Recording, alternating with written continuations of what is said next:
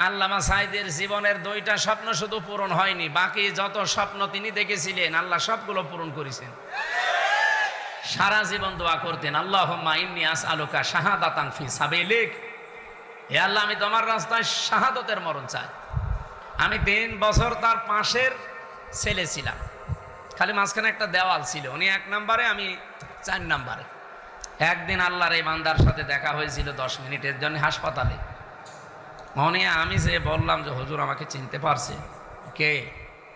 আমির হামজা, কুষ্টিয়া। প্রথমে উনি জিজ্ঞাসা করলেন যে আমার আব্দুল ওয়াহেদ ভাই কেমন আছে, জামাত ইসলামের যিনি এমপি ছিলেন কুষ্টিয়ার জেলা আমির। বললাম উনি নেই, উনি মারা গেছে। এরপরে আমারে বলছে হামজা, আলামিন, জামাল, তারেক মনোয়ার, এই 4-5 জনের নাম বলল। বলছে মাসুদ আর শামীম এসে তোমাদের নাম বলে।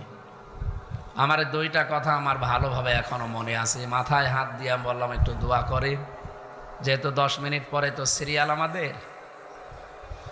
চট্টগ্রাম এবং খুলনায় যদি তুমি বের হয়ে যেতে পারো, জনতাকে জানাবা জীবনে কোনোদিন কোরআনের কথা বলতে আমি পিছপা হইনি।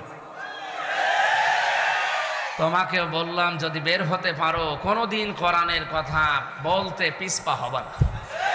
আমার মনে হচ্ছে হাতটা এখনো মাথায় লেগে আছে।